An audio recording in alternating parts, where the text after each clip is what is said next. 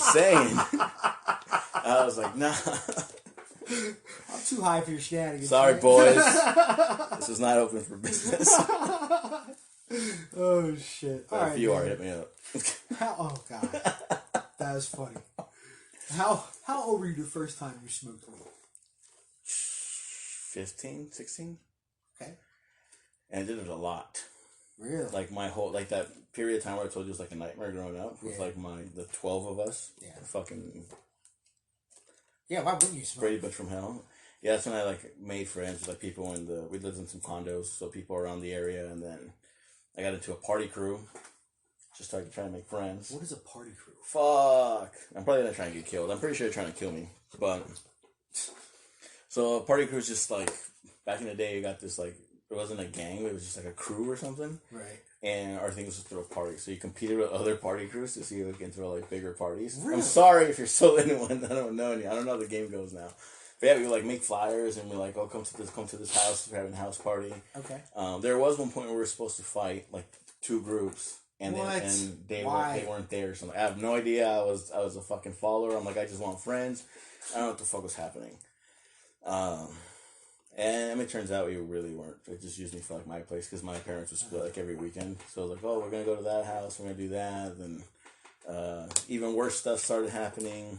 And then I realized they weren't. Like, oh man, I'm sorry. Buddy, so it was just like, but they just smoked weed with them, got drunk with them, and then I was just like, nah. So then I kind of like did my own thing, and I think they got mad because I just left and you're supposed to leave a certain way or some shit. I don't know. Right. Last I heard when I went to visit was that became a gang now.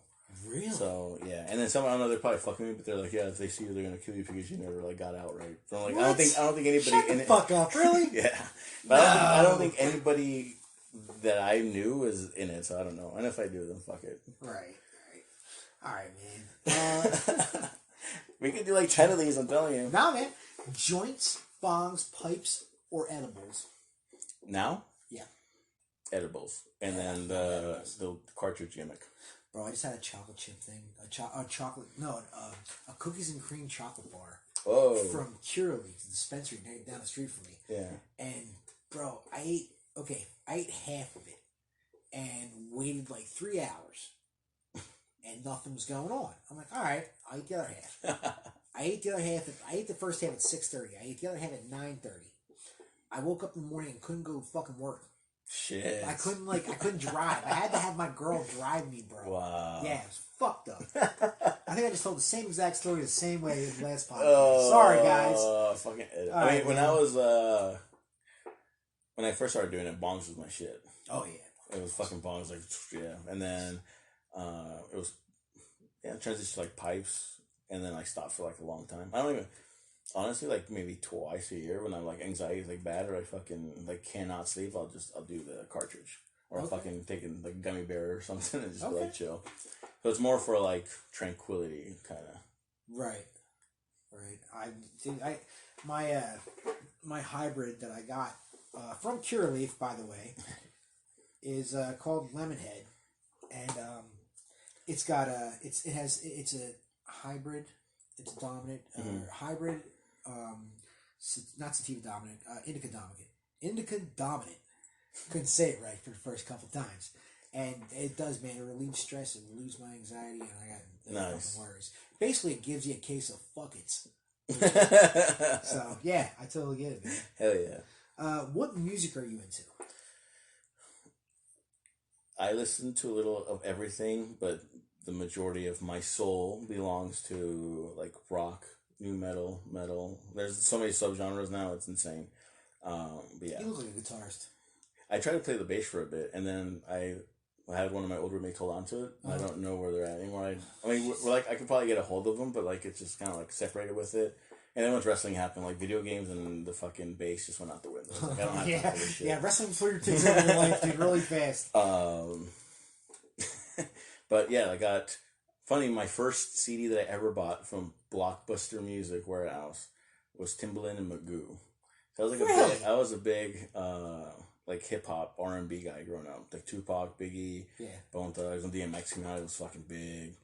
So that was my stuff. And then I had a friend. Like some of my friends would come to the garage, And one of my friends listened to rock music, and he had the CD. He picked up a CD from his friend, and he like stopped by my place. So he left the CD there, and it was the Korn Follow the Leader album. Oh, fuck yeah. And I looked at the cover, and I was like, "This is interesting, fucking hopscotch on the cliff." Yeah. And I'm like, I'm gonna listen to it. And I sat in the dark in the garage, played it.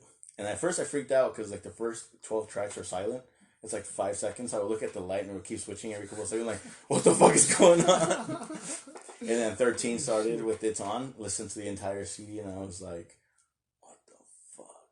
And I took all the money I could and I went to Warehouse and looked up more of their music. And then from there I kind of discovered other bands. But like Korn was like the vocal relief I needed because so many of their songs were relatable. Right. So I'm like, I don't have anybody to talk to. I can't release my emotions properly. I don't know what the fuck to do. So that was like when I found them, I would listen to him. He would like say the stuff that I was going through, and I was like, fuck, I feel this way. So it was like he spoke for me. And then knowing someone else was like actually could understand like your situation, like right. Yeah. And I was like, fucking. And he had a few songs about his stepmom. Like everything was relatable. Like a lot of stuff that happened to him, like growing up and doing all that. Relatable. Nice. So that's awesome. So they got me through, and then just like a bunch of like fucking like hip hop wise, I only listen to the stuff I used to listen to. Okay. But like with rock, it's just like I like discovering new music, doing that. But I also listen to like symphonies or piano when I'm editing flyers.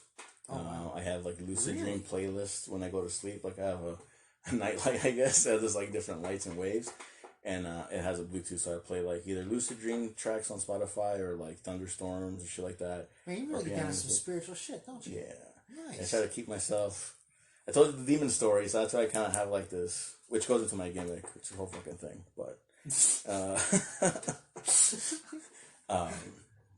yeah, it's so I have like music for everything. I think essentially. And I'm one of those guys that, like, if I'm sad or pissed, I want to hear a song about what I'm going through. Because everybody's like, why do you listen to a sad song if you're sad? Why not? I'm like, because you're listening to someone that can understand and fucking releases it. So, yeah. Like, it's just everything in the country is where I kind of, like, I can do some Carrie Underwood. Country's not even country anymore. Yeah. Like, I can do some Carrie Underwood, but, like, one, because she's fucking beautiful. And her voice is, like, insane. So some of that stuff. But, like, other than that. Okay. You know, I'll tolerate. One thing I cannot tolerate, and I'm sorry, because like I grew up with it, is like Mexican music, like rancheros and stuff. Other than there's this Spanish rock band called Enanitos Verdes, which is like green midgets. That's what it translates to. Their stuff is good, and then because of my grandma would come back from heaven and beat my ass if I didn't say this. Vicente Fernandez is like a big time. That was like her favorite like. She'll fuck you up if you talk shit about it. And actually took me to a like in Mexico you did a concert with like a horse. Like the whole concert's on a horse like at a fucking like Matador arena thing. Right. So like I saw concerts and shit like that and I would see like when people have get togethers to bring them mariachis and stuff. So it's like cultural and like some of the songs are like that guy is emotional as fuck in his music. Emotion. Like even if you don't understand Spanish, if you hear him sing, you're like, what the fuck did they do to you, poor man? Shit. So, like, there's emotion to it. It's just, I agree. Dude, one of my favorite songs, I don't know all the words to, because it's in Spanish, is Intocable, No Te Vayas. Oh, okay, yeah. Yeah, I love that song, man. I lived in Texas, and my buddy introduced me to this music, because that's what he listened to, genre music, and we would do that and drink beer at his ranch and shit. And that's how I got introduced to it. And I'm like, all right, I don't understand the fucking words, but if you translate a little bit to me, I can get the emotion. And here's this poor guy singing about fucking, don't leave me, please. Yeah. And I'm like, oh my God, dude, that's horrible. I know that feeling. A lot of shit, yeah. I mean, it's all, I like the emotion part. You know what I mean? I'll dabble in some Selena once. I cried after the movie. Actually, you know, one of the few memories I have young is going to the kitchen and watching my mother cry her eyes out. And I didn't know what was going on, but she was listening to the radio of them saying Selena died. And she was like tearing up, and I'm like, the fuck? I'm like, my dad's not here. What the fuck happened? You know, and yeah, she told me it's Selena. So I'm like, I didn't know a singer died. Like, that's all I thought. But then, like, you get older, and like, she was great. She had like fucking crazy, fucking good voice, that lady. I totally forgot how she died. Oh, yeah, her assistant shot her or something. Yeah. That's horrible. The fucking fan manager or whatever. But yeah, listen to that. Then, like, my mother would, like, have it play it on and sing it and stuff. So that's where you get, like, I think some of it stuck to where, okay, so this isn't bad. But a lot of it, I was like, this isn't my thing. Right. And then I became, like, a fucking rock head. So I'm like, oh, shit. But I do listen to it sometimes, so. Okay. What has been your favorite moment in life? I ask you this because I always want to induce a happy thought at the end of the podcast. I'm trying to get more into that. So I have two. talk about it. It's gonna sound stupid and No, cheesy, nothing stupid, bro. but wrestling. Okay. Because I met like I think I have maybe one or two friends that are not related to wrestling somehow. Everybody else, I'm like, I've talked to a couple people that I met my senior year of high school, like good friends. So I keep in touch with them, but they're in California. Right. But as far as like people I can say I've known for like fucking 7 or 8 years and we've had like super good times, like wrestling gave me that. Because I didn't have any of that. I didn't have any fucking friends growing up. Like other than senior year, like that was like the closest group, and then we moved here. So it was like I lost that. And I was like, fuck. And so I didn't have that at all the entire time. And then wrestling came, and I was like, oh shit, I can make friends. Like, it was such a long period of time with no friends. So like getting these, I'm like, oh, this is fucking like cool. Like it's like a family essentially. Yeah. And there's stuff I haven't experienced until I was in my late 20s. Like to not experience close friendships like that for that fucking long, I'm like, wow. So it's cool when that comes along. And were you hesitant at first making new friends when you got into wrestling, or were you? Oh yeah, I was like, I'm gonna do my stuff. Everybody here probably hates me. It's a little but I'm also voice in your annoying. head does that shit, doesn't it? It's fucked up. But once you get to know me, I'm annoying as fuck, and I'll probably have. And even back then, because I was big on recording and vlogs, so I'd always bring my camera. Like, why the fuck are you recording? Well, we just want to get our stuff. But then I would make like I would get random clips, and I would make like highlight videos, and I would send them to them in a private group. They're like, oh, that was funny, ha. I'm like, see, this is why I record this shit. That's fucking funny, dude. Yeah, I would do like fucking the Super Crew finale, and I would put like different clips that I would get. I had fun with those videos because I'm like, in like 10 years, even now that's been 7 years, I'm like going back and watching the videos. I'm like, you're gonna see like, oh, this is fun, this is cool. Oh yeah. And you got one more? When I came out. That's been your second bit. Nice. Because it was just how it's like the response I got was like, there is nothing you could have ever told me that was like, this is how it's gonna be. Like, I'm still waiting for the president. I was like, fuck you. But like, no, dude, everything. Like, and it was on both extremes. Because it was like, I got the people who came to me and acknowledged me and like, you're brave for doing this. Like, I got those talks. And then I got the people who like, okay, cool.